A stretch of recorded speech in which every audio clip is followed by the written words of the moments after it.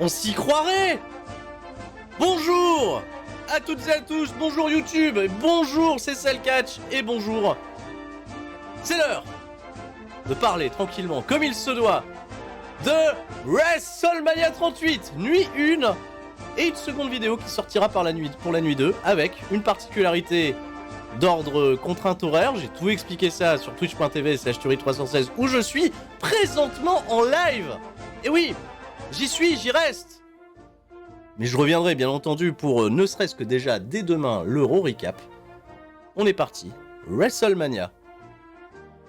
Qu'est-ce qui s'est passé live sur twitch.tv/Turi316. Bonjour YouTube, j'espère que vous allez bien, mais venez sur Twitch également, c'est fun. Alors, contrainte horaire, et j'en ai parlé justement à twitch.tv/Turi316, je ne voulais pas ne pas vous parler de WrestleMania, je ne voulais pas repousser mon emploi du temps à trop longtemps, parce que voilà, écroulé de fatigue, comme je vous l'expliquais dans les posts Twitter, dans les posts YouTube, je n'ai pas réussi, je ne suis pas resté fort face au planning, et je ne voulais pas repousser à très loin l'opportunité de vous parler de la grande fête du catch, WrestleMania 38, où il s'est passé des choses totalement, en effet, comme la première WWE, des choses stupendous. Il y aura un petit peu de sel par endroit. On est parti. Nuit 1 et nuit 2, la grande fête du catch. Qu'est-ce qui s'est passé? À commencer par cette nuit 1 de WrestleMania. Je me prends tout de suite mes petites notes comme ça. En effet, je ne loupe rien. Belle introduction, belle présentation, un stade qui paraît comble avec, oui, en effet, quelques petites places qui semblaient pas remplies. On parlera justement de l'affluence dans un tout petit instant. On a eu dans le kick-off, les kick-offs ont duré respectivement pour les deux nuits 2 heures. Ils sont encore à l'extérieur. On les a pas mis dans l'arène. Non, vous faites le kick-off depuis l'extérieur comme ça, surprise, sur la salle et tout, voilà. Très beau kick-off, très beau panel, aucun match pendant 2 heures, et c'est vrai que c'est pas ce qu'il y a de plus traditionnel. 2 heures de kick-off sans le moindre match, c'est un peu étonnant, mais apparemment c'était le choix de WWE cette année. WrestleMania va donc s'ouvrir à partir de 2h du matin, et je le rappelle, la nuit 1, c'était dans la nuit du samedi 2 avril au dimanche 3 avril 2022. Et on va tout de suite parler de cette attendance où WWE nous annonce le chiffre incroyable, parce que c'est quand même un chiffre incroyable, de 77 899 personnes. Pour, malheureusement, désacraliser le tout, je suis obligé de mettre ma petite pincée de sel dès le départ et de parler de l'affluence qui a été en effet plutôt déclarée par les sources des billets de vente, des distributeurs qui sont reprises très régulièrement par WrestleTix, qui déclarait un chiffre de 65 719. Il peut y avoir des invitations qui ne sont pas comptées par les chiffres réceptionnés par WrestleTix, il faut le savoir. WWE peut faire rentrer du monde, est-ce qu'il compte le staff, est-ce qu'il compte plein de... Je sais pas, est-ce que ça vaut également 12 000 personnes supplémentaires? On n'en sait rien. On le sait, c'est pas nouveau. WWE a tendance à gonfler ses chiffres. Je trouve que déjà, s'ils avaient annoncé 65 719 personnes, ça aurait été un chiffre incroyable. En tout cas, il y a du monde, il y a de l'ambiance, et ça, c'est bien plus important que les chiffres qui nous sont montrés. Oui, j'ai décidé d'être bon. Comme d'habitude, WrestleMania, cette première nuit va durer 4 heures pour tout ce qu'on appelle désormais les PLE, les Premium Live Events. Énormément de coupures publicité et de promo package. Limite, on était à promo package mania. Des publicités, on y va, et pour stickers, c'est pour les trucs de mobile, et pour le WWE Shop. Et on va se retrouver avec des posts qui vont durer 15 à 20 à 30 minutes quand il faut rajouter la cérémonie du Hall of Fame. En effet, ça baisse le rythme, ça baisse beaucoup le rythme. Et c'est vrai que WrestleMania, si tu prends juste les combats mis bout à bout, on se retrouverait, tu vois, avec un événement quasiment de 2 heures. C'est ça qui est un peu fou. Et les promo packages, ce qui a été chiant, c'est qu'il y a eu les promo packages, en effet, de la première soirée juste avant les matchs. Ça me va. On les voit tous déjà dans le kick-off, mais ça me dérange pas de les revoir avant les matchs pour te conditionner, te mettre un petit peu plus dans le bain. Mais surtout, en fait, ils se sont servis de ça pour mettre des promo packages des combats du lendemain, pour les vendre bien entendu. Et ça, en fait, il y a une petite chose, je tenais à en parler parce que je sais que ça a tendance à gaver pas mal de gens, moi le premier. Il faut savoir un truc en fait, si vous êtes aux États-Unis et que vous avez Peacock, le service donc de streaming de WWE, il y a plusieurs formules. Il y a une formule en effet qui va coûter à peu près $10, où vous allez voir exactement la même chose que vous voyez sur le WWE Network. Et pour les personnes qui ont une version qui n'est pas premium, une version qui coûte 5 balles mais qui va comporter des publicités, à la place des promo packages, il va y avoir des publicités qui sont propres à Peacock. Et de ce fait, pay-per-view est construit pour laisser ses espaces publicitaires. Et grosso modo, en fait, que tu payes la pub ou que tu payes pour l'éviter, j'ai l'impression que ça te fait pas économiser ton temps. Et le but, je trouve en tout cas, d'un service qui te permet ou non d'être coupé par de la publicité ou d'être, tu vois, au plus proche de l'action, autant prendre le service avec la publicité parce que ça te fait pas gagner du temps. Mon point de vue en tout cas, mais un peu décevant. Un peu décevant de ce fait, et ouais, c'est le nouveau modèle économique de WWE, il faut s'y faire. Alors, de ce fait, oui, il vaut mieux en fait avoir Peacock et payer 5 balles, hein, comme Vix Level dit sur le chat. C'est exactement ça. C'est exactement ça. Vous n'allez pas rater des trucs si vous payez que 5 balles. Nous, par contre, en Europe, c'est WWE Network, donc c'est 10 balles, quoi qu'il en soit. WrestleMania 38 va s'ouvrir avec l'hymne américain repris par, je sais plus comment s'appelle le chanteur, Brantley, un truc du genre, version un petit peu country, c'était plutôt sympa. Ce country, on aime bien, il y a la country, là, c'est propre. Après la country, c'est Mark Wahlberg, qui est non pas l'host de WrestleMania, mais le narrateur du clip de présentation. Ouais, ça va très loin. Puis après que Mark Wahlberg il parle là aux gens du Texas, on a les cheerleaders des Cowboys Texas qui viennent faire un petit peu de danse pour égayer tout le monde sur du AC/DC Thunderstruck. Je pense que là, on avait un indice suffisamment efficace pour se dire... Mon Amérique à moi. Hop. On va pas aller trop loin non plus dans le délire, je sais, voilà, c'est l'Amérique. Mais bon, on va pas se spoiler tout de suite. Premier combat de la soirée. Les Usos défendent les championnats par équipe contre Rick Boogs, accompagné de Nakamura Shinsuke. Et petite particularité pour cet accompagnement, et notamment sur les tenues portées par Shinsuke Nakamura et Rick Boogs, ils étaient aux couleurs, les mecs eux-mêmes, ils sont Hub Sandwich, ils étaient aux couleurs d'une marque de limonade là qui s'appelle Mike's Harders. Ils ont même posé, tu vois, au premier rang avec le mec avec qui ils ont tourné les spots publicitaires. Les spots existent depuis un petit peu moins d'un mois désormais. Donc c'était un match en fait totalement sponsorisé. Donc en plus de la pub qu'on a entre les trucs, même les mecs désormais ils sont couleurs des marques qu'ils représentent, c'est incroyable. Ils ont pas fait leur entrée en Toyota Tundra. Limite, j'aurais peut-être préféré. Mais bon, c'est tout. C'est la publicité, c'est comme ça. Pour les Usos, très belle tenue, sont venus en pyjama. Impeccable. Voilà, belle entrée pour les Usos. On est parti pour le combat. Ça va durer très précisément 7 minutes. Il y avait en effet plus de temps qui était alloué normalement pour la durée de ce combat qui va être... Eh oui, victime d'un triste accident. C'est dommage d'ouvrir WrestleMania avec un accident. On a commencé par un schéma plutôt classique et plutôt SmackDownesque pour le coup, puisque Shinsuke Nakamura a commencé face aux Usos, s'est fait dominer, et tout ce qu'on attendait c'était le hot tag avec ce bon vieux Rick Boogs qui allait faire le ménage, qui allait nous faire ses démonstrations de force, et il est toujours assez impressionnant là-dessus. Position de souplesse, il pose un genou, il redresse le mec, souplesse arrière. Ça ne sert à rien en réalité, ça sert à rien, c'est juste de la démonstration de puissance. Mais bon, ça donne un petit côté bling bling, et c'est vrai qu'il est costaud, Rick Boogs, mais costaud, pas suffisamment malheureusement. Et c'était peut-être le move de trop pour porter les deux Usos en position de Samoan Drop. Le genou qui a lâché, le genou qui lâche, qui pète, et la blessure est réelle, elle a été rapportée par WWE apparemment, donc déchirure du quadriceps, et il va falloir prévoir pas mal de mois d'absence malheureusement pour ce bon vieux Rick Boogs, qui va rouler à l'extérieur du ring dans la plus grande des souffrances, et qui va être en effet après le match escorté par les médecins de WWE. Alors le problème avec la blessure de Rick Boogs, là j'ai un truc que j'ai pas compris, mais c'est vraiment le dispositif de sécurité et médical de WWE. Le mec a été porté à l'extérieur de l'arène. Ils l'ont porté. Là il y a deux mecs costauds, ils l'ont porté. Pas de civière. C'est compliqué d'amener une civière ou what? Enfin putain le pauvre quoi, il a été porté. Dans la douleur et dans la peine. Bon, Nakamura de ce fait il est parti en full impro avec les Usos derrière. Full impro en effet c'est... courageux de sa part et tout, après c'est des mecs suffisamment expérimentés donc je sais qu'ils peuvent partir en impro. Après il y avait aussi peut-être une question de timing à respecter. Nakamura va se dégager d'un combo super kick et splash, 1-2 dégagement. Derrière en revanche il aura aucune offense crédible, les Usos vont s'y prendre à deux. Super kick combo avec le splash et tout va bien. Victoire des Usos qui restent les champions par équipe. 6 minutes 55, dommage, incident, match à mon sens totalement innotable. Dommage pour Rick Boogs et bravo messieurs pour avoir assuré derrière, c'est tout ce que j'ai à dire. J'ai même de la peine. Joyeux Corbin et accompagné par Joyeux Copain contre Drew McIntyre. Deuxième combat de la soirée qui va s'ouvrir avec l'entrée de Joyeux Corbin et de Joyeux Copain devant une foule où vous étiez nombreux bien entendu à repérer nos deux représentants francophones préférés, à savoir Axel de la chaîne WWE Fan France et son pote Aurélien, mon chef que je salue, Il y a eu des plans sur eux, mais on les voit tout le temps. Ils étaient à la rampe d'entrée, on les voit là quand il y a un plan large sur la foule, on les voit dans les clips, on nous remonte, parce qu'ils sont, t'as vu, ils sont ravis de la victoire de Madcap Moss, qui est devenu le vainqueur de la bataille royale d'André le Géant la veille.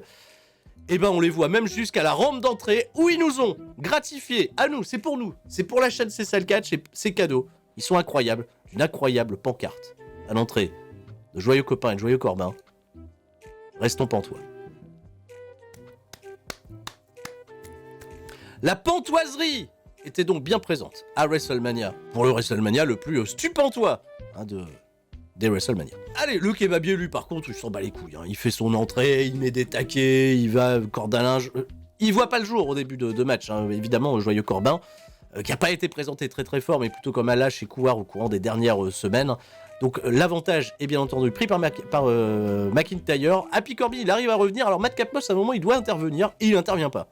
Il devait venir tirer une guibole et le mec tire pas la guibole. Bon, il y a des miscos entre Corbin et Madcap Moss qui continuent de teaser, je sais pas pourquoi, une séparation qui arrivera peut-être incessamment sous peu. Vince McMahon a peut-être des idées. Une intervention qui va pas non plus entacher la suite du match. Alors, McIntyre par la suite, il reprend l'avantage. Je rappelle, le match a duré 8 minutes 39. Ça n'a pas embarqué le public de ouf, sauf quand McIntyre avait l'avantage, comme il est bien over, les gens réagissent. Et en effet, il y a eu Rob Flip. Et on a eu les contrôles, on a eu les checks et tout. Le paquet n'a pas touché. Bravo. Le paquet n'a pas touché. Le paquet est resté fort. Pas comme l'année dernière. Bravo McIntyre. Belle extension. Bosso, comme Patrick évidemment. Retour dans le ring. Et qu'est-ce qui se passe? Ah, Joyeux Corbin. Il reprend l'avantage grâce à la petite distraction de Madcap Moss. End of Days. 1-2. Dégagement. Le End of Days, le finish le plus protégé à la WWE depuis son existence, depuis que Baron Corbin est à NXT, personne, absolument personne, ne s'était dégagé du End of Days. Ils ont attendu ce match, assez anecdotique sur la carte de WrestleMania, pour offrir ce moment du kick-out. Et le kick-out a été réalisé par McIntyre. S'il ne devient pas champion du monde après avoir réalisé ce kick-out, je ne comprends pas. J'espère que ça lui servira. Bien entendu, consternation du côté de Baron Corbin, qui derrière va pas faire grand-chose en réalité. C'est parti, 1, 2, 3, Claymore Kick, on n'en parle plus. Victoire Drew McIntyre, le kebabier, qui derrière avait promis quand même de couper un truc avec son épée. Et ben il va pointer Madcap Moss du doigt. Il va dire, alors Madcap Moss, on coupe des trucs, on coupe pas des trucs. Bah si, on va couper des trucs, on va couper les cordes. Ça fait à couper, schlac. Puis il y a eu un bruit, ils ont rajouté un bruit derrière pour que ça fasse... je pense pas du tout que le segment a été kayfabé, que les cordes étaient kayfabées pour être prêtes à couper. Je pense que la lame était suffisamment aiguisée avec la puissance et la force de McIntyre. En fait, t'as beaucoup de systèmes de cordes et on va parler justement de cordage et de construction de ring dans un tout petit instant. Je vous spoil, c'est incroyable, vous allez être ravis d'être avec moi en live ce soir. Ils ont coupé en fait les cordes et la dernière pète pas. Ok, mais ça a posé un problème pour la suite. Parce que avant de passer au prochain match, pour ça j'ai fait des petits schémas et vous allez comprendre ce qui se passe. Et tout le monde a remarqué ce qui s'était passé. WWE a remonté uniquement les 2 premières cordes et a pas changé la dernière. Et ça, c'est une erreur technique terrible dans le montage d'un ring. J'ai monté des rings dans ma vie, sachez-le. J'ai été un monteur de ring, il fut un temps, pour tous les shows de catch que j'ai à arpenter en France. Et il y a un truc qu'il faut savoir, c'est que les cordes, il y a un ordre pour les monter et un ordre pour les serrer. Et on a tous constaté dans le match suivant en fait qu'il y avait 2 cordes alignées, que la dernière elle partait totalement en couille et que limite ça créait une espèce de déséquilibre dans le ring. En plus de ça, là vous le voyez sur la gauche, les poteaux étaient affaissés de ce fait. Et c'est tout à fait normal en fait que les poteaux s'affaissent. Je vous ai montré, tu vois, il y a une structure de ring que vous voyez juste à côté sur la droite. Et en effet, il faut remarquer que sur cette structure de ring, vous avez en fait une structure métallique qui est tendue grâce aux cordes et qui est également tendue par un système de tendeur en bas du ring, qui relie les poteaux les uns avec les autres et qui crée justement cet équilibre. Si tu retires en fait les 2 premières cordes, par défaut, la structure métallique ne va pas bouger, mais le tendeur du bas en fait va garder en fait la même aspérité. La corde du bas va rester exactement pareil, mais si tu rajoutes des cordes et que tu les resserres derrière, en effet, tu vas voir tes poteaux s'affaisser. Ce qu'il aurait fallu faire, c'était desserrer en bas, enlever toutes les cordes et remonter tout. Ça aura uniquement des conséquences sur le prochain match. Je ne sais pas si on a des amis français qui étaient présents, mais je pense qu'après le match Mysterio, Logan Paul et tout pataquès, je pense qu'ils ont redémonté toutes les cordes. Et ils les ont resserrées pour remettre le ring droit en quelque sorte. Parce que c'est très très risqué de concourir justement avec un ring où les poteaux s'affaissent et tout. Parce que ça peut être victime d'accident. En fait, dans l'ordre des cordes, il faut toujours serrer celle du haut puis après serrer celle du bas. Pour que l'équilibre il se fasse entre le tendeur du bas qui est souvent déjà prêt et le tendeur du haut qui est en effet ta dernière corde. Vous avez dit que c'était un plaisir. C'était un bonheur de faire ce qui s'est passé en live sur Twitch. Vous allez apprendre des trucs sur les constructions de ring, c'est incroyable. Passons au match suivant, Rey Mysterio et Dominic Mysterio, les Rérés, les Dodo, les Mimi contre le Miz et Logan Paul, Rey Mysterio et Dominic Mysterio qui rendent un petit hommage, notamment dans la tenue voilà, de Dominic, certains l'ont vu, à Eddie Guerrero et à Hardbar à l'époque. Derrière, chouette tenue pour le Miz et Logan Paul qui sont assortis de jaunes et noirs vêtus. Et Logan Paul, qui fait son entrée façon bling bling avec une carte. On n'a pas bien vu, mais c'est la carte Dracofeu là qui coûte super cher. Carte Dracofeu autour du cou. Le mec, voilà, personne n'a cherché à lui piquer sa carte. En effet, c'est une carte qui coûte cher. Mais bon, l'année prochaine, on attend bien entendu que David Lafarge soit invité pour faire une entrée à WrestleMania avec d'autres cartes plus rares, que d'autres mecs arrivent avec des cartes plus rares, enfin bref. Grand moment Pokémonesque. Et Byron Saxton, lui, à la table des commentateurs, le mec, il a expliqué tout le lore des cartes Pokémon à Michael Cole qui comprenait rien. Je vous ai dit, c'est un moment incroyable. Logan Paul, de toute façon, le match, on l'attendait pour voir si Logan Paul, il pouvait gérer dans le ring. Je pense que maintenant, on a notre réponse. Logan Paul, il gère dans le ring. L'athlétisme, il est là. Il y a juste à voir, tu vois, cette image, le screenshot est incroyable, cette photo prise par WWE. Derrière, le mec tape des grands écarts. Il fait un peu le poseur, en fait. Il a claqué, tu vois, il a fait des gros trucs de poseur. Derrière, il se faisait quand même claquer la gueule par les Mysterio. Et puis, il est solide, tu vois, il peut encaisser. Il avait juste, on va dire, dans son catch, un petit défaut de selling, on va dire. Pas grand-chose, mais bon, ça gâchera peut-être un petit peu le plaisir pour la fin. Mais pour le reste, en tout cas, de Logan Paul, la manière dont il a été chercher le public, la manière dont il regardait les gens, j'ai trouvé ça particulièrement très convaincant du début à la fin, sans être aussi flashy et applaudi bien entendu que Bad Bunny l'an dernier. C'est un registre qui était différent, mais en tout cas le peu qu'il ait fait c'était parfait. J'avais pas l'impression de voir une célébrité, mais peut-être un catcheur, tu vois, entraîné, qui faisait peut-être ses débuts et qui était peut-être voilà, qui promettait un avenir radieux, tu vois, dans le catch, j'en sais rien. C'était plutôt bien. Ça combine également bien à côté, hein, parce que tu sais, je vais en parler tout de suite. Rey Mysterio et le Miz ont vraiment une excellente chimie. Ça c'était très très cool. Logan Paul qui va se permettre, tu vois, pour chambrer le public, de taper les Three Amigos sur Rey Mysterio, et puis un frog splash de toute beauté, comme le dirait Norbert, depuis la 3e corde qui atterrit directement sur Rey Mysterio pour un compte de 2, parce que Dodo il est arrivé trop tard pour casser le pin. Donc Réré, je pense qu'il l'a engueulé, il a dit alors t'arrives à la bourre. Bon, ça va. Derrière Dodo, il a tapé un dive sur le Miz, il a pris Logan Paul en chasse. Logan Paul, il est tombé comme un con, tu vois, dans le piège tendu par Rey Mysterio.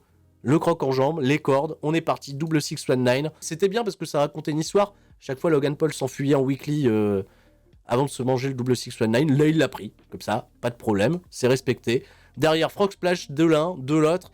1-2, pas du tout, il y a le Miz qui arrive de nulle part, il a chopé Dodo, il a cassé le tombé avec. Il fait le skull crushing finale sur Rey Mysterio et il fait le tombé. Tombé. 1, 2, 3. Mais pourquoi ? Et ben j'ai regardé ça d'un peu plus près. Parce que le Miz était pas légal. Et en fait, il s'est passé un truc et là on peut appeler Michel. Michel ! On a besoin de vous, on est sur Twitch mais on aurait besoin de vous. Je sais, vous êtes pas là, mais là on aurait eu besoin de vous. Parce qu'il y a un problème arbitral terrible. En fait, le Miz, très discrètement, c'est passé quand même à l'écran. Il a été faire un relais avec Logan Paul sans tenir la moindre cordelette, etc. Et l'arbitre, là vous la voyez, l'arbitre, elle valide le relais. Elle valide que le Miz, à ce moment précis, est l'homme légal. Alors qu'il tient pas la cordelette, il est pas dans son coin. Donc ça, pour moi, c'est scandale arbitral. Et le Miz, derrière, il a porté son skull crushing finale, il a remporté la victoire seul. Alors Logan Paul, il est bien content, et le Miz, il était content aussi, mais d'un coup, regard noir du Miz, qui va buter Logan Paul. Alors, j'avais envie qu'il le bute, Logan Paul, à la fin, mais pour d'autres raisons, en fait. Et ça arrivait un petit peu bizarre, j'ai l'impression que le public a pas forcément bien compris, tu vois, l'idée. Je pense pas que le Miz fait un face stand pour le coup. Et Logan Paul, alors dans le coup passé, le mec il a un sourire béat, et le Miz il lui passe les bras derrière, le mec il sourit toujours, regardez, je prends la skull crushing finale. C'était très très drôle. La manière dont ça arrivait, qu'il lui a porté, c'était très drôle. Le Miz il est sorti, il était tout content, il était posé avec un mec au premier rang, il a envoyé des bisous à Logan Paul, qui lui a fait une tête de déter derrière. Il a fait une interview, donc il y aura peut-être une suite à cette histoire, peut-être pas pour tout de suite évidemment. Mais en tout cas, la perte de Logan Paul était cool, un bon petit match, voilà, bon petit match, sans grosse prétention, j'ai envie de dire. Stephanie McMahon, elle est venue nous faire coucou, elle nous a dit, on a un programme qui s'appelle Next in Line, et je vous présente Gable Steveson. Ouais, c'est lui, médaillé d'or olympique et tout ça. Ils sont déjà un petit peu en train d'y aller avec Gable Steveson, hein. Ça force légèrement, pas grand chose, légèrement. Allez, championnat féminin de Raw. Becky Lynch défend contre Bianca Belair. Un match qui était très attendu pour, je le sais, de bonnes raisons. Becky Lynch, entrée de star. Ils lui ont fait un clip façon Marvel. Ils ont repris l'intro Marvel, ils ont mis plein d'images de Becky Lynch dedans, et ça s'est terminé avec Becky Big Time Bex. Elle a fait son entrée, il y a une bagnole, voilà, un putain de SUV qui est venu, qui l'a déposé. La meuf, elle sort des lunettes, encore une fois, un look totalement incroyable. C'était un look à la fois, tu vois, c'était un peu rétro-futuriste, en quelque sorte. Ça lui allait particulièrement bien, le maquillage était dément derrière. Mais j'avais vraiment l'impression, même après quand j'ai vu l'entrée de Bianca Belair, que c'était vraiment le défilé de mode Jean-Paul Gaultier, quoi. Mais ça rend le truc particulièrement cool et assez attractif. On sort vraiment les tenues spéciales, c'est WrestleMania. Ce match était vraiment, tu vois, déjà dans cette présentation, dans ces efforts-là, calibre main event WrestleMania, carrément. Et ça, c'était cool. Bianca Belair, elle aussi, elle a l'entrée de luxe, il y a toute une fanfare. La fanfare qui est là, qui joue son thème. Pas simple à le reconnaître dès le départ, mais une fois que t'as repéré quelques petits trucs, ça va, c'était cool. Et là, après, j'en peux plus, parce que je suis dans WrestleMania, et puis d'un coup, c'est vrai qu'il y a la CGI qui te rappelle que, oui, ça, c'est le truc pourri. Donc, il y a en effet le bisou spermatozoïde, là, de Bianca Belair qui apparaît à l'écran, elle fait son entrée. Alors, le storytelling. Putain, ce match, le storytelling. Déjà, le catch est bon. Mais en plus de ça, on y va, on raconte une histoire. L'histoire, elle existe depuis SummerSlam. Le clip l'avait très très bien précisé. Bianca Belair, elle a subi la plus grosse humiliation de sa carrière à SummerSlam l'an passé, en étant tout simplement une grosse marque, comme on aime le dire, de Becky Lynch, qui lui avait proposé la poignée de main. Derrière, Becky Lynch lui avait mis un taquet, et tout de suite, le Manhandle Slam, elle a gagné 1, 2, 3. Là, cette fois-ci, Bianca Belair propose la poignée de main. Becky Lynch, elle va lui mettre un taquet, elle va tenter le Manhandle Slam. Bianca va la contrer, elle va la mettre sur les épaules. Il n'y aura pas le Kyodi, elle va la contrer. Manhandle Slam, 1, 2, dégagement. Mais sur le coup, c'était ma crainte. Ma crainte est peut-être pas aussi ma crainte de faire un match très très court et de rendre sa monnaie de sa pièce à Becky Lynch et de faire une défaite très humiliante pour elle. Ils l'ont pas fait. À un moment, je me suis dit, ah, dommage, parce que c'était peut-être le bon moment de le faire. Et ben, heureusement qu'ils l'ont pas fait. Parce que derrière, on va avoir vraiment un excellent match de catch, où Becky Lynch va aller chercher la caméra à chaque fois pour aller montrer sa frustration. Elle va tenter plein de trucs, elle n'est pas restée tranquillo du tout pendant tout le combat, parce qu'elle n'arrivait pas à battre Bianca Belair. Le début de match, elle est super énervée, elle fait les tomber avec les pieds dans les cordes, comme elle l'a fait pour gagner plein de ses combats ces derniers mois. Donc ça aussi, c'était très intelligent de faire la piqûre de rappel, l'arbitre bien plus vigilant cette fois-ci. Et Bianca Belair, elle fait goûter à Becky Lynch sa médecine. Elle tente elle aussi de porter les armbars, tout ça. C'est très très cool. Les cheveux, c'est resté un petit peu au second plan, cette histoire de cheveux, de couper les cheveux ou autre. Parce qu'il y a eu des épreuves de force avec la tresse. La tresse va pas être utilisée pendant tout le match. Elle va juste permettre à Becky Lynch, en effet, sur ces épreuves de force-là, à tirer Bianca Belair dans les escaliers d'acier pour la sonner un petit peu. Mais ça va pas empêcher, tu vois, Bianca Belair de faire des manœuvres athlétiques totalement folles. Il y a ça, il y a un 450 qui est porté depuis la deuxième corde. J'ai trouvé ça fou. Et le match derrière aussi est rude, quoi. Au niveau des strikes, au niveau des coups, ça peut s'apparenter, tu vois, à un botch. Là, ce qui s'est passé, elle a fait un rolling kick. Je pense qu'elle voulait faire un molly go round. Becky Lynch, elle est arrivée le pied directement dans la gueule. Le ralenti était impressionnant de Bianca Belair. Je pense pas en effet que c'était volontaire, mais c'était particulièrement efficace pour le coup. Alors Bianca Belair, elle devait être sonnée après ça, mais elle est quand même restée solide. Ça a mis du drama sur le match, vraiment. Il y a des combinaisons, il y a des tentatives de roll-up, et ça me dérange pas de voir des aussi belles tentatives de roll-up par rapport au rythme du combat, pour la simple et bonne raison qu'elles sont putain de fluides et qu'on cherche à gagner. Le but du catch, c'est de chercher à gagner. J'ai pas de problème, moi, avec les victoires par roll-up ou les tentatives de roll-up dans les combats. C'est juste que quand ça arrive dans un combat où t'as l'impression que personne a envie de gagner, là, quand les gens se battent, quand ça bataille, quand c'est compétitif, putain, c'est trop cool. À l'extérieur du ring, ça va être le gros tournant qui va nous précipiter dans la fin de match. Manhandle Slam de Becky Lynch sur l'escalier d'acier. Elle a un super selling, j'ai trouvé, Bianca Belair, pour le coup. Elle remonte, voilà, au compte de 9 de manière un petit peu prévisible, évidemment. Becky Lynch, elle tire des tronches pas possible, elle sait plus quoi faire, j'ai tout tenté, ça passe pas. Il y a cette super fin de match où Bianca Belair, c'est un poids mort, on se dit, elle est vraiment KO, elle en peut plus. C'est le putain de poids mort Becky Lynch, elle sait pas la relever, elle veut céder justement des cordes pour lui porter peut-être un super Manhandle Slam, comme elle avait gagné son match contre Doudrop avec un Manhandle Slam depuis la deuxième corde au Royal Rumble. Mais elle prend appui sur les cordes, Bianca Belair, elle a caché son jeu avec l'adrénaline, elle claque un moonsault, elle repart en arrière avec la cul d'esquive, elle prend Becky Lynch sur les épaules pour le KOD. Là, t'as tout le public qui se lève. C'est comme Kenny Omega, Christian Cage chez All Elite Wrestling, où là, le finish, il arrive, t'as tout le public qui se lève d'un bloc. C'était hyper impressionnant. Et elle porte son Kyodi à une vitesse incroyable que même moi, tu vois, j'ai pas réussi à faire mon screen. La meuf, elle a sauté en même temps. Elles sont là, hein, c'est le screen, en fait, ça a été tellement vite, ça a été tellement beau, que elle porte son finish, elle fait le tomber derrière, il y a une explosion de joie. Belle, incroyable victoire de Bianca Belair. Si c'est pas le meilleur match de la soirée, c'est peut-être le prochain. Mais pour moi, c'est vraiment un match exceptionnel. C'est vraiment, vraiment très, très fort. Très, très fort ce qu'elles ont fait. Bravo, mesdames. On a WrestleMania, on met tous les chevaux dehors. C'était le catch. Le catch Becky Lynch, Bianca Belair. Elles nous avaient prouvé qu'elles avaient une bonne chimie entre elles. Et ben là, elles ont récidivé et c'est génial sur la plus grande scène de tous. Véritablement, félicitations. Elles sont intouchables. Hein. Dans le catch nord-américain, là, c'est déjà le combat de l'année. C'est déjà le combat de l'année. Sans nul doute là-dessus. Bravo, bravo WWE, bravo pour cette qualité. Le temps accordé à ce combat, c'était super. Seth freaking Rollins contre l'adversaire choisi par Vince McMahon. On se doutait un petit peu. C'est une petite chorale, c'est même pas une chorale. Les gens sont habillés n'importe comment, c'était un peu rigolo. Et ils chantaient le thème de Seth Rollins. Ils faisaient les oh, oh, oh, oh. C'était sympa, ça habillait un peu. Seth Rollins, ça fait son entrée. Il était habillé en Axana.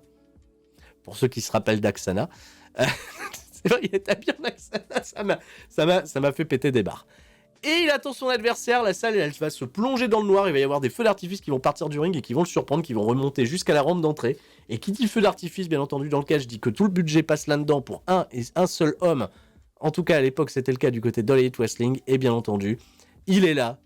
On a eu sa CGI, on a tout eu, il est resté authentique à la version qu'on a connue du côté d'All Elite Wrestling. American Nightmare, Cody Rhodes fait son retour. Le moment où il y a juste sa tête qui dépasse et que le mec grimpe, tu vois, du milieu. Hein, il arrive par le milieu. Franchement, gros mark-out moment. Toute la salle a retenu son souffle. Tout le monde a applaudi. C'était exactement ce qu'il fallait. Ils n'ont pas fait de feinte. Ils n'ont pas fait les blagues. Et maintenant, on peut le dire, c'est officiel. Il est là!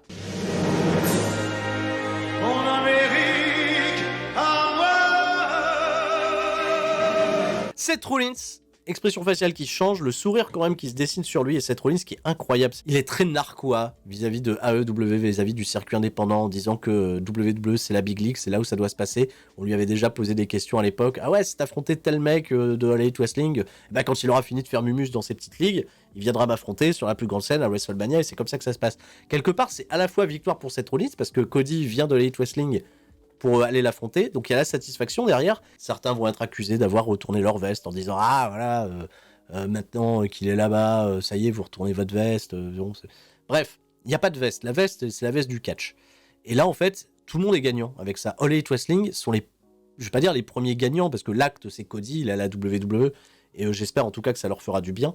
Mais All Elite Wrestling, ils peuvent être fiers d'un truc, c'est qu'ils ont réussi à construire une star avec Cody Rhodes, qui a donné beaucoup de lui-même également pour se construire tout seul, on est bien d'accord. Mais suffisamment une star pour qu'il ait une réaction de la sorte à WrestleMania, pour être capable de négocier un contrat avec énormément de clauses. Et c'est quelque chose sur lequel il ne donnera pas de détails, mais il a déjà dit en interview qu'il a l'un des contrats les plus compliqués qui n'ait jamais existé à la WWE, sachez-le. C'est aussi grâce à cette aura et cette galvanisation du public, ce fan following qu'il a réussi à se créer en dehors de WWE, qui ont séduit Vince McMahon, qui lui ont donné des arguments pour être signé. Et ça, en fait, c'est aussi grâce à All Elite Wrestling, et heureusement d'ailleurs que All Elite Wrestling existe désormais dans l'échiquier du catch mondial, parce que ça peut créer ce genre de truc-là, et WWE l'a bien compris. Si aujourd'hui WWE s'intéresse peut-être plus au catch indépendant, c'est qu'ils savent désormais qu'ils vont pouvoir peut-être récupérer des mecs qui vont devenir des stars en dehors de leur système. Et ça, c'est très intéressant. C'est super intéressant. Et Cody va être le premier cobaye de ce genre de choses. Et vous allez voir, ça va bien se passer pour lui. Donc on est ravis déjà de voir Cody Rhodes. L'affiche est totalement cool. C'est AEW contre WWE. Ça, c'est particulièrement génial. En quelque sorte, même si bon, on va mettre AEW de côté. Mais c'est le Cody en tout cas qu'on a connu là-bas. Et le Cody qu'on a connu là-bas, bon oui, on peut en parler tout de suite. À peine arrivé, ça y est, il enterre un jeune talent comme Seth Rollins. Et on va se dire, ah là là, Cody Rhodes, bien sûr qu'il va gagner. Bien sûr qu'il décide tout pour lui. Qu'il gagne.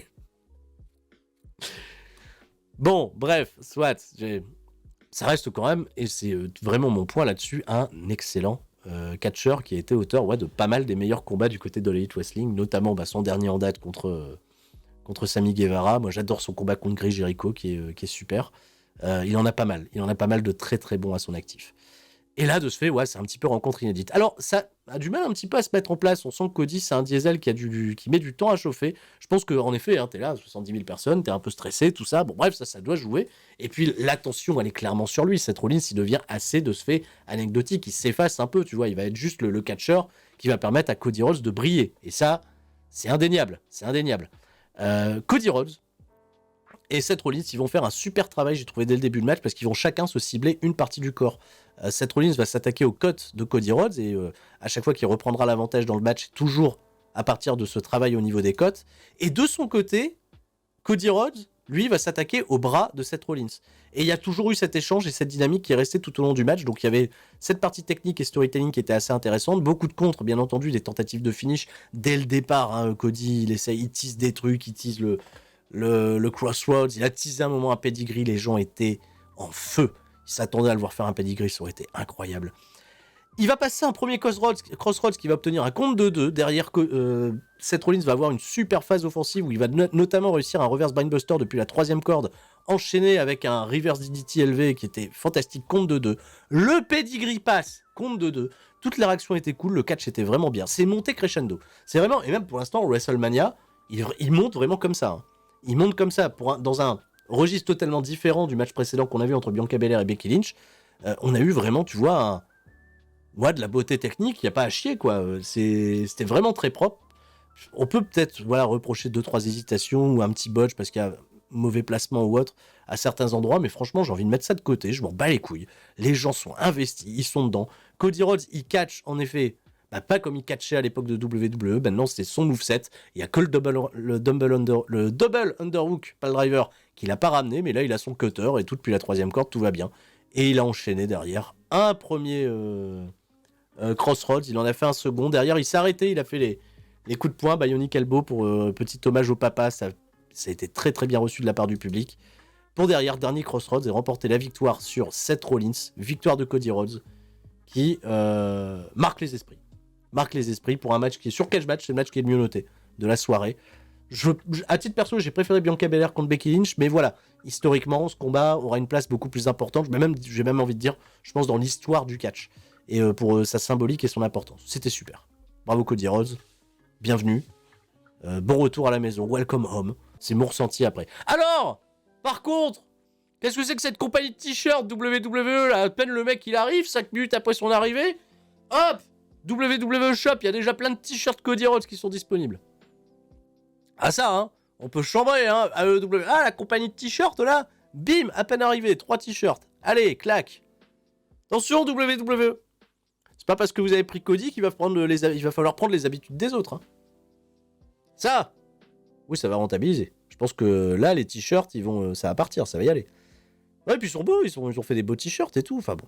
Après, je parle des t-shirts. Bon, je savais que de mon côté, ça reste du business, ça reste le catch, évidemment. Bon, celui-là, il a été réclamé, donc voilà. Ça, c'est pour vous, c'est cadeau. C'est dans la boutique, Vous pouvez y aller. Bien. Allez, c'est le moment de marquer un petit entracte dans tout ça. C'est vrai que c'était compliqué, je pense, de passer après Cody Rhodes et Seth Rollins, qui était un petit peu le moment fort en émotion. Et c'était très juste de placer la cérémonie du Hall of Fame, en tout cas, la représentation des gens qui ont été intronisés au Hall of Fame, avec l'Undertaker. Ah, putain, ils sont pas bien. Mais alors, la CGI de l'Undertaker, est-ce que c'est pas la pire? Est-ce qu'on peut pas la ranger, tu vois, dans les CGI les plus pétés du truc? Ouah, la vache, j'ai l'impression qu'il y avait une espèce de... Je sais pas, moi, de Playmobil géant, là, qui se dressait contre... C'est l'Undertaker qui arrive, c'est pas possible. Bon, Taker, il est venu, il a fait... c'est Undertaker, et puis il est reparti. Bon, évidemment, des applaudissements, beaucoup d'amour pour l'Undertaker. Je recommande encore une fois son discours très poignant et très touchant. Lors de son discours d'intronisation à Hall of Fame était super. Il était super. On est parti, combat suivant, championnat féminin. Charlotte Flair défend contre Ronda Rousey. Il y a eu un petit peu de bif, je sais pas si vous avez remarqué sur internet, sur apparemment Ronda Rousey, qui, c'est une rumeur qui a popé de ci de là, était un peu contrariée à l'idée de pas être le main event et de laisser sa place à Steve Austin. Voilà, et apparemment elle a eu un ego pas forcément simple à gérer backstage, et surtout que Vince McMahon avait apparemment kayfabé tout son roster sur la nature de l'angle entre Austin et Kevin Owens, et le fait qu'il évolue vers autre chose. Ah, cela dit, elle va venir au ring, le sourire, Et dans son catch, je vous le dis tout de suite, à mon sens, elle a fait fermer des bouches. Maintenant, je sais un truc, j'ai lu des réactions autour de ce combat, je vois également la note qui est attribuée sur le cage match, voilà, c'est un 5,67, c'est pas top. Je vais devoir vous faire une confession, moi, d'entrée au sujet de ce match. J'ai véritablement adoré ce combat. Je l'ai beaucoup aimé. Hormis peut-être en effet son finish qui est totalement discutable, le combat va durer 18 minutes 21. C'était peut-être un peu long en effet pour avoir un tel payoff, ça j'en suis bien conscient. Mais j'ai adoré en fait chaque minute de ce combat et je vais vous expliquer pourquoi. Déjà, dans un premier temps, on a un combat qui est déjà assez rude. Et ça, les meufs nous avaient déjà mis au courant justement d'un style qui était un petit peu plus rude lors de leur premier affrontement au Survivor Series 2018. Donc ça y va, il y a la technique et les strikes de Ronda Rousey qui font leur effet. Derrière, t'inquiète pas, Charlotte Flair, elle est pas en reste. En 3 ATMI, elle a transformé le torse de Ronda Rousey du rose au violet. C'était assez impressionnant. Mais surtout, il y a le coup de genou à la Takayama aussi que j'ai beaucoup aimé pour un compte de 2. Mais surtout, il y a cette partie échange au ring, au sol, qui était super pour amener les prises de soumission respectives. Et Ronda Rousey, de par sa nature de combattante de MMA, elle est particulièrement à l'aise avec tout ce qui est soumission et transition. Et d'un autre côté, Charlotte Flair, elle n'est pas en reste parce que, en effet, dans son arsenal, elle a beaucoup de prises de soumission. Et il y avait une espèce de guerre des nerfs qui s'était fait à ce niveau-là. Ce qu'elle redoutait le plus, en effet, Ronda Rousey, c'était de se retrouver dans la prise du figure 8 leg lock, dont personne ne s'est sorti jusqu'à présent. Ça aussi, c'est quelque chose d'assez important et une symbolique assez intéressante. Et si j'étais autant investi sur ce combat, c'est parce que j'ai peut-être été l'un de ceux, en effet, qui ont été particulièrement happés, qui ont trouvé très intéressant que WWE produise. Il y a une vidéo là-dessus, une session d'entraînement que j'avais trouvé incroyable entre Shayna Baszler et Ronda Rousey, où Shayna Baszler, elle apprenait des tricks à Ronda Rousey pour éviter de tomber dans le figure 4 leg lock, éviter le figure 8 de ce fait, et d'amener des comptes justement pour amener plus facilement soit un armbar, soit un ankle lock. Et en fait, tous les petits moves que j'ai vus là, tu vois, qu'elle a pratiqué Ronda Rousey en entraînement avec Shayna Baszler, on a tout revu dans le combat. Et je trouvais que ça prenait un sens totalement incroyable. Que la meuf s'était préparée justement à anticiper tous les faits et gestes de son adversaire, il y a énormément de contres. J'ai trouvé ça totalement génial. Et c'est pour ça que j'étais happé dans le match. C'est vrai que si t'as pas ce détail, si t'as pas ce lore-là, tu peux t'en foutre royalement. Et c'est tout. C'est quelque chose que je comprends. Ce qui est génial, c'est que Shayna Baszler, elle avait expliqué comment sortir du figure 8 leg lock. C'était de profiter justement au début que la prise est portée, de pas se concentrer sur la douleur, mais d'essayer d'aller chercher le pied qui permet de ponter et de tirer dessus pour empêcher justement que Charlotte Flair puisse ponter. Et ça, en fait, ça a pris du sens parce que c'est exactement ce que Ronda Rousey va faire. Mais ce qui était génial, c'est que Charlotte Flair, elle lui a fait des signes avec son pied. Elle disait « oublie pas de prendre mon pied, hein, pour casser la prise !» Ronda, elle a fait « Ah ouais, c'est vrai, merde. » Mais c'était trop cool. J'ai trop aimé ce truc-là. Derrière, elles ont eu des séquences, j'ai trouvé un petit peu cool, qui rendaient le combat un petit peu épique, notamment elles vont se battre à l'extérieur du ring un petit peu après cette séquence-là. Quand elles remontent, tu vois, elles se font face. Il y a un vrai face-off, tu vois, qui est intense, où les deux meufs, tu sens qu'elles se détestent. Il y a également un truc que j'ai adoré aussi, alors j'ai pas pris les illustrations, mais à un moment, il y a un spot qui est amené depuis la 3ème corde avec une espèce de hippon de la 3ème corde porté par Ronda Rousey, où pareil, tu vois, elle est en position cochon pendu, elle se redresse, et puis elle fait un gros face-off bien vénère avec Charlotte. Ça, je trouve que c'est des petits moments marquants qui mangent pas de pain, qui sont peut-être faciles à produire, mais quand c'est bien produit, en effet, ça a son efficacité. En revanche, en effet, en termes de production dans ce combat, il y a des trucs qui ont merdé. Il y a un spear de Charlotte qui a été assez mal filmé, où on voit pas du tout son impulsion, elle vient casser tout simplement un plan assez serré sur Ronda Rousey, c'est un peu pourri. Il y a un natural selection qui a totalement été squeezé par Kevin Dunn dans son camion, qui a fait de la grosse merde pour le coup. Le pied dans la corde, c'est le truc qui a fait un petit peu vriller Ronda Rousey, qui venait de porter le Piper Spit. Et là, elle a un petit peu totalement perdu son sang-froid, elle était s'engueuler avec l'arbitre. Et ça va être déterminant pour la suite, parce qu'il va y avoir en effet ce finish que beaucoup considèrent pété, je peux le comprendre. Moi, ce que je trouve le plus pété, c'est la manière dont il a été amené, ce ref bump. Nouvelle tentative de figure 4 leg lock, elle est poussée, bon, comme tout le monde pousse quelqu'un, il pousse au cul, hop. Charlotte Flair projetée par l'avant, elle est projetée par l'avant. Le réflexe qu'elle a, elle claque une spear sur Charles Robinson. Et Charles Robinson, tu vois, lui, il vend ça parce que lui, s'il peut prendre un bump, il est totalement ravi, quoi. Ça fait 25 ans que le mec prend des bumps et il y va toujours de bon cœur. Eh ben, si je peux prendre un bump, eh ben, je prends un bump. Eh ben, il va prendre son bump. Derrière, Ronda Rousey, elle est contente, elle arrive à porter sa armbar. Ah bah oui, l'autre, elle abandonne, mais il n'y a plus d'arbitre, donc du coup, elle se vénère, elle va réveiller l'arbitre. Il y a une Big Boot de Charlotte qui arrive de nulle part. Alors, je sais que pour beaucoup, ça a l'air éclaté parce que la Big Boot est pas considérée, tu vois, comme un finish de Charlotte, même si elle a déjà remporté des combats avec. Moi, j'ai trouvé, en fait, que cette Big Boot, elle était super parce que là, la prod était plutôt bonne. Je trouvais qu'il y avait eu un chouette impact. Et puis, elle vient bien toucher la mâchoire. Tu prends le truc, tu vois, il n'y a pas une main devant, elle touche pas une épaule, elle frôle pas un cheveu. Non, non, elle lui fait vraiment un pied mâchoire plutôt terrible qui la surprend, où elle a pas toute sa vigilance parce qu'elle est concentrée sur l'arbitre.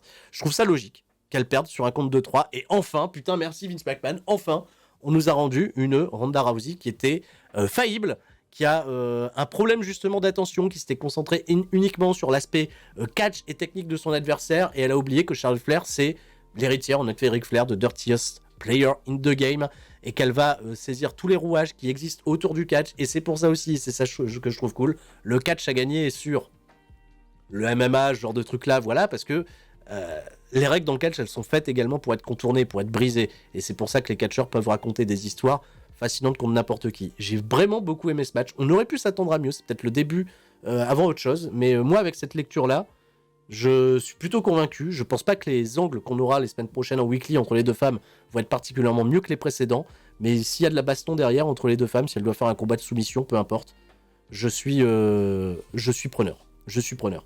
Merci Charlotte Flair, merci Ronda Rousey. Ça sera mon mot là-dessus. Et je sais que je peux être désapprouvé, mais vraiment un plaisir, un grand plaisir. Et elle est dégoûtée derrière, voilà, elle s'est fait rendre humble. Et c'est ça qui est génial, parce que si t'as l'information comme quoi elle a eu un comportement un peu à la con, peut-être backstage, et qu'au final, tu vois, elle a perdu, et t'as envie de lui dire un bon gros chais à Ronda Rousey, c'est super, vive le catch, quoi. Vive le catch. Bravo. Et j'ai très hâte de la revoir dans le ring, et j'ai aucune animosité envers Ronda Rousey, pour le coup. C'est juste que c'est le jeu, et j'ai trouvé que ça sublimait parfaitement les choses, quoi. Et il y a encore Aurélien, là, au premier rang et tout. Des bisous mon chef. Qui est un angle, hein. Kevin Owens Show. Alors tout le clip, on nous remonte le récap, etc. Kevin Owens, il est dans le ring. KO Show, son invité ce soir n'est nul autre que Stone Cold Steve Austin. Bien. Steve Austin, il va pas venir tout de suite. Kevin Owens, il va s'amuser un petit peu avec le public. Et il a bien raison parce qu'il a une hit qui est désormais totalement naturelle auprès des 77 000 personnes au Texas.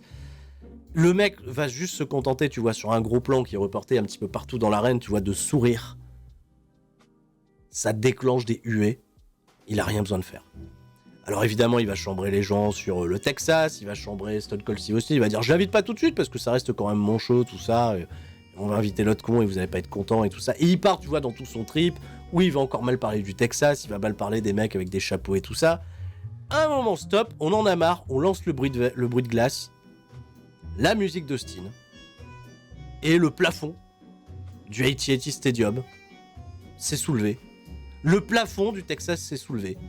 On a eu un nouveau rapport en fait des défenseurs de l'environnement et de l'écologie, comme quoi il y avait un trou dans la couche d'ozone, parce que Austin il est arrivé et ça crée en fait des réactions qu'on peut plus maîtriser. C'était incroyable. Réaction du public était totalement folle. Austin, il débarque. Il débarque. Je sais comment ça se passe, Austin. Austin, il regarde les gens. Il va les voir. Les saluer à droite. Les saluer à gauche. Et puis, il est venu encore les saluer. Et puis, après, il a dit à Kevin Owens, « Attends, j'arrive !» Et puis, il s'est barré. Il s'est barré. Mais Owens, il est là, il fait... Reviens. Il se barre. Il est juste saluer les gens et il fait... Quoi ? Je vais me barrer. Bon, il revient avec son quad, évidemment, il fait une petite blague. Il arrive avec son quad, là, il dévale avec le quad. Ah Kevin Owens, il a une gueule dégoûtée. Ah ouais, c'est vrai, il fait son truc là de 2003 avec le quad, là. C'est ça. Là, il fait le tour, il est tout content. Il fait le tour du ring. C'est à qui j'ai pensé ? J'ai pensé à Catherine Jacob dans Dick Henneck quand elle dit, hein, je joue avec son gros jouet. C'est exactement ça, la gueule d'Owens, elle en dit long. Et ce qui est bien, c'est parce que Austin il rentre dans le ring, le premier truc, tu vois, il détruit tout le décor de Kevin Owens, il en a rien à foutre, qu'est-ce que ça fout là ? Je suis censé saluer les légendes. Et Owens, en fait, il se laisse pas défiler. L'autre, il est en train de tout péter, et à un moment, il lui dit, tu peux arrêter. Tu peux te calmer. T'as cru que t'étais chez toi, tu vas venir t'asseoir. Et j'ai adoré, en fait, que Kevin Owens ne soit pas juste un faire-valoir, tu vois, dans l'histoire, mais qu'il était un petit peu plus, et qu'il se laisse pas marcher, tu vois, sur les pieds par Steve Austin, qui lui donne une adversité, qui lui donne un petit peu de répondant. Et il lui dit, maintenant c'est fini, t'arrêtes de faire les conneries, tu viens t'asseoir et on va parler. allez, tu viens, tu t'assois. Il y a des plans sur la gueule d'Austin qui sont incroyables. J'ai vraiment eu l'impression d'être revenu 20 ans en arrière. Avec le Austin, tu sais pas en fait ce qui se passe dans sa tête à ce moment-là. Tu penses que le mec il a bugué, il te regarde bizarre, il regarde le public, et c'est un mec en fait, c'est ça qui manque vraiment dans le catch, c'est que c'est un mec qui est hyper communicatif en fait avec le public. Il a toujours ses regards qui vont soit pour la caméra, soit vers les gens, et il arrive à aller en chercher un dans le public, à regarder celui de droite, celui de gauche, et tout le monde comprend, et les réactions d'hystérie elles se créent comme ça. Il est fantastique à tous ces niveaux-là, il y a personne comme lui. Et il va s'asseoir gentiment. Et Kevin Owens lui dit voilà, c'est bon, t'es calmé. Bon bah je suis content de te recevoir, voilà, installe-toi et tout. Et Austin, ça y est, il parle, il fait, tu crois vraiment, tu vois, que je vais croire en ta sincérité, que t'es content de me recevoir après tout le trash talk que t'as balancé sur moi, t'as balancé sur les Texans, hein? Quoi? J'ai rien dit de mal, si! Si vous pensez qu'il a dit un truc de mal, oui, bien sûr qu'il dit des trucs de mal, là, avec ses cheveux à la con, avec sa barbe, avec son look bizarre. Et il dit des conneries et tout, et les gens ils sont là, ils reprennent tous les trucs, il fait bon maintenant tu vas te calmer, je t'ai pas fait venir juste pour ça. Si je t'ai fait venir, c'est aussi parce que j'aimerais qu'on se foute sur la gueule, et qu'on se batte, et qu'on fasse un match. Et en fait, il a prononcé le truc que peut-être certains redoutaient, Kevin Owens, et j'ai trouvé ça assez fascinant parce que WWE nous a pas advertisé un combat, ils nous ont advertisé depuis le départ un angle, un KO show, où on se doutait que ça allait tourner mal et que Austin il allait boire une bière, il allait mettre un stunner et il allait repartir.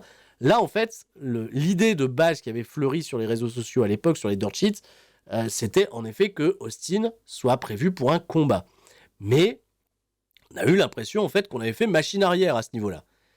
Et là où, tu vois, la communication, elle est super entre Austin, la production, les plans de caméra, les plans sur la foule, c'est que Austin, il va faire un numéro que j'ai trouvé, mais alors totalement passionnant. Parce que Kevin Owens, en fait, va le remettre à sa place en lui disant, ça fait 19 ans que t'as pas catché, t'as les genoux pétés,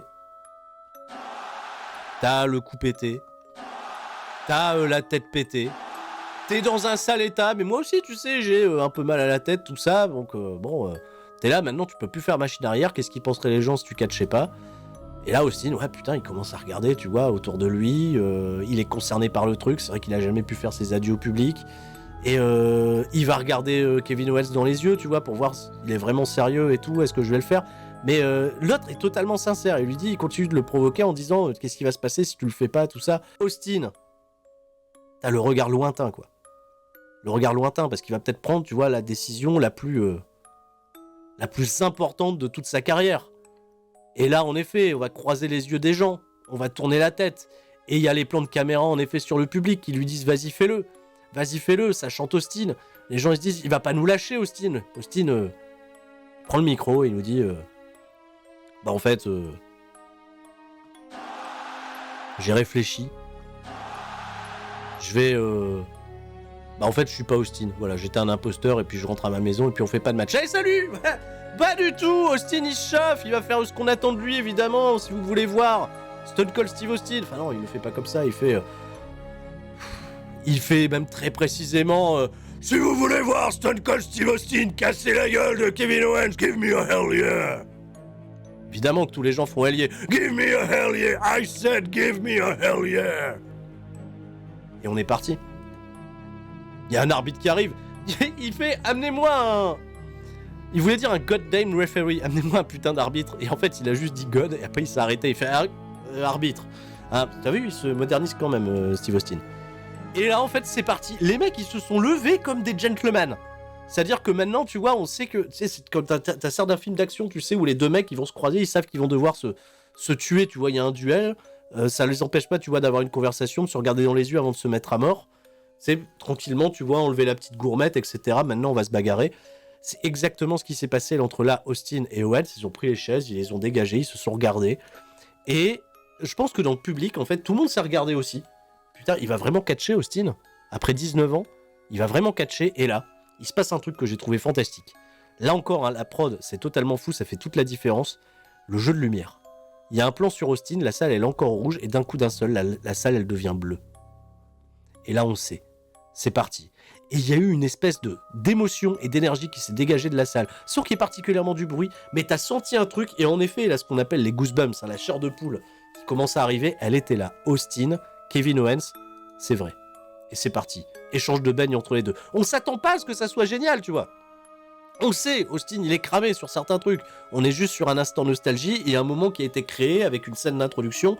En fait, ce combat-là, je peux le dire tout de suite, j'ai eu le sentiment que c'était le bonnier match de l'Undertaker, mais en live, devant les gens, sans les effets spéciaux, etc. Mais ça m'a provoqué en fait à peu près le même sentiment. Austin, c'est parti, il fait les muddle stomp, bon, il galère à les faire, mais il les fait dans le coin, et à chaque fois qu'il pose un pied, à chaque fois les gens...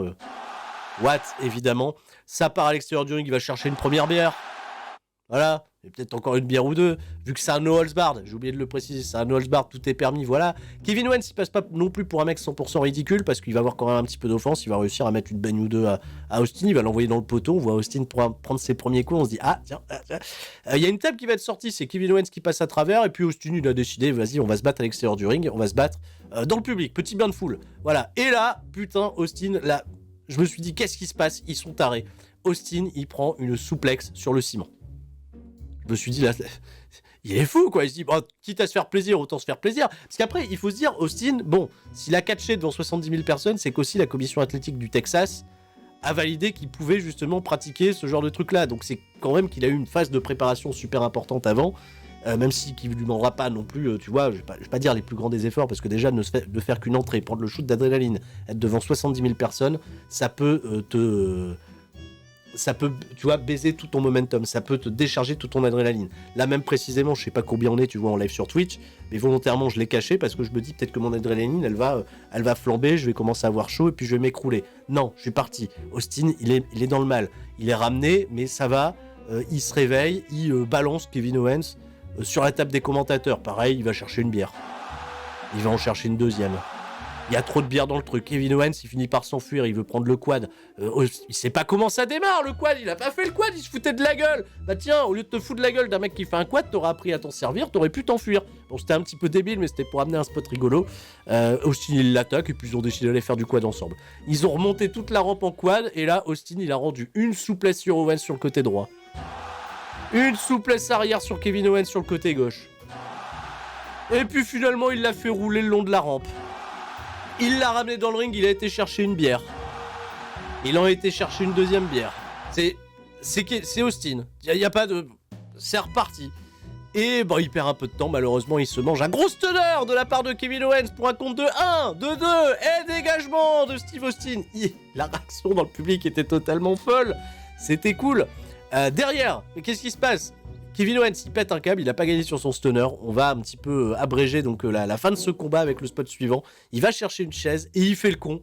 Il fait le spot qu'on a tellement vu à la fin des années 90 pendant l'Attitude Era, et c'est pour ça que ce spot était super bien utilisé et intéressant en fait d'avoir été amené à ce moment précis. Pour ceux qui ne le savent pas, c'est un truc qui était très récurrent dans plein de combats, notamment avec The Rock, où en effet il va aller faire il va aller taper sur la corde, Austin esquive, et avec l'effet de rebond de la corde, la chaise revient dans la gueule de Kevin Owens, qui est totalement surpris derrière le stunner de Stone Cold Steve Austin, qui remporte la victoire 1, 2 et 3. Victoire de Stone Cold Steve Austin, c'était improbable, il y avait de la féerie, il y avait vraiment un truc un peu magique autour de ça. C'était trop cool, on s'en fout du work rate. Sur le coup, je m'en foutais totalement. J'ai juste vécu le moment et on a rendu un dernier hommage à une légende qui a jamais eu l'occasion de dire au revoir au catch, réellement. Parce que quand il est parti à WrestleMania 19, il a pas pu dire au revoir, il a affronté The Rock et derrière, en effet, on lui a dit la blessure, tout ça, et puis il était pas, tu vois, dans la meilleure des relations avec Vince McMahon, il s'était un petit peu écarté du business. Et évidemment, il a été chercher une bière, puis une deuxième, et puis il a remis un stunner à Kevin Owens, qui a été escorté par les Rangers du Texas, et il a rebu une bière, il en a rebu une autre. Byron Saxton, il est venu pour trinquer avec lui. Alors ils ont trinqué, ils ont rebu une bière. Byron Saxton, il s'est pris un stunner. Et puis il a bu une bière avec son frère. Et puis après, il a rebu encore une bière. Et c'est la fin de ce WrestleMania Nuit 1. Ça fait beaucoup de bière. En réalité, il en emploie pas beaucoup parce qu'il y en a plus qui coule à côté qu'autre chose. L'ultime tribute, c'est le dernier tribute rendu à cette période de l'Attitude Era. Tous les plus grands y sont passés. Donc maintenant voilà, c'est fait. Austin tire sa révérence de la plus belle des manières. La fête était belle, le Texas était ravi. Bravo WWE pour cette nuit 1 de WrestleMania. C'est tout pour moi. Je vous fais des gros bisous et je vous dis à très vite pour qu'est-ce qui s'est passé de la nuit 2. Et bien évidemment, tout le monde reste fort. C'était Sturi. Ciao, bye bye.